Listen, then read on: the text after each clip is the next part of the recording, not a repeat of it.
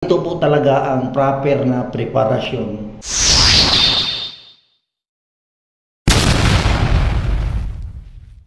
Morning mga bro. Dito tayo ngayon sa ating project na tiles installation sa toilet. Dito po tayo sa Santo Tomas, Batangas mga bro. Alright mga bro. Ito yung preparasyon natin.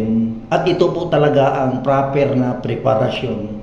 Once na magta-tiles tayo sa wall na ganito ang existing niya mga bro. Alright mga bro. Ayan, kagaya niyan, naka-finish. Smooth finish po ito siya. Tsaka naka-pintura. Kailangan natin siyang tiktikin or chipingin para makakapit yung ating tile adhesive. Pinupunasan ko po yan ng Redifix bago nilalagyan ko siya, nire-remukadahan ko po talaga siya para kapit na kapit po yung ating tiles dito. Tiles natin to hanggang ceiling siya. Yan ang request ng ating may-ari, hanggang ceiling siya. Kakabit natin tiles dito mga bro, 60 by 60 na mariwasan tiles. Po talaga ang proseso natin once na tayo magta-tiles pag nagaganyan siya, smooth finish siya. Para sa akin po yan mga bro. Yan lang po yun sa akin. Gagastusan po nila ito. Alright mga bro, yan po yung pwede po kayahin itong proseso na to. Pwede din po hindi kasi meron po tayong kanya-kanyang pamamaraan or diskarte kung paano tayo magkakabit ng tiles.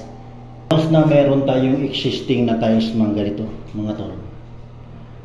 Then para maka-less tayo ng gastos tsaka makatipid tayo sa oras, hindi na natin siya babaklasin yung existing na tiles mga tol. Ang solusyon po natin is pupunasan natin ng chemical, kagaya po yan. Yan mga tol. Chemical po natin diyan ay Redifix. Yan ang pupunas natin dyan mga tol. Para hindi na tayo magbabakbak ng ating existing na tiles.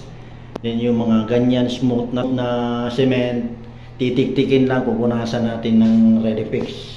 Yan, wall, kasi napakadelikado po talaga yan. Once na hindi natin ayusin yan, may tendencying babagsak po siya once na hindi maayos yung preparasyon natin, hindi maayos yung installation natin.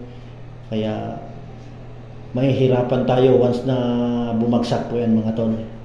Kaya ayusin natin yung ating preparasyon. Alright mga tol, let's go! Ganito lang po yung application yan mga tol. Ipupunas lang natin siya dito. Gamit natin yung paintbrush. Let's go.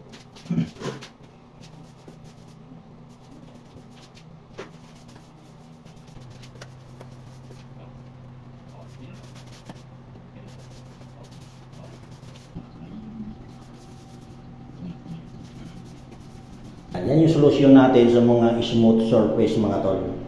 Kaya ito yung pinaka-actual nating preparasyon sa tiles preparation dito sa ating project mga tol sa Santo Tomas, Batangas. Toilet area ito mga tol. So ipapakita ko sa inyo kung ano itsura niya ngayon. Ayan. Ayan yung preparasyon natin mga tol. Hindi ko po ito siya nilalagyan kasi naka-wrap finish na ito.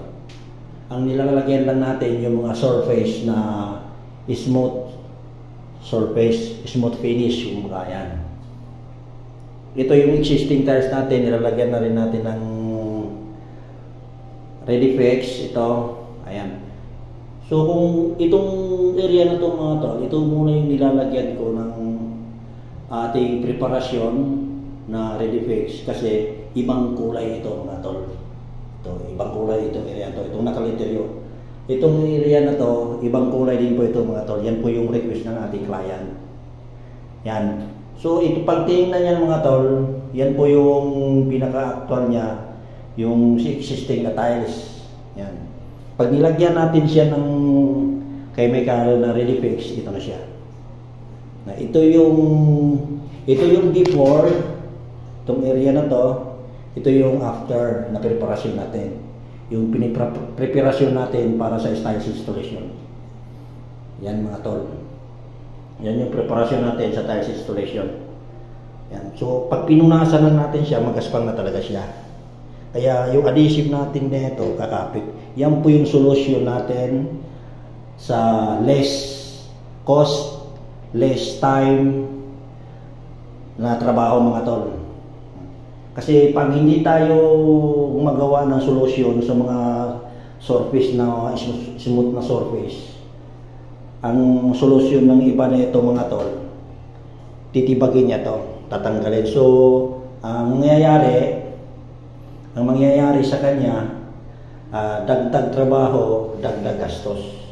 Kaya meron tayong solusyon na ready fix para siya yung kukontra sa mga smooth surface area mga tol. Ayan. Alright mga tol, so yan po yung preparasyon natin dito sa tiles installation. Itong preparasyon na to mga tol, pwede nyo gayahin, pwede hindi. Alright, let's go.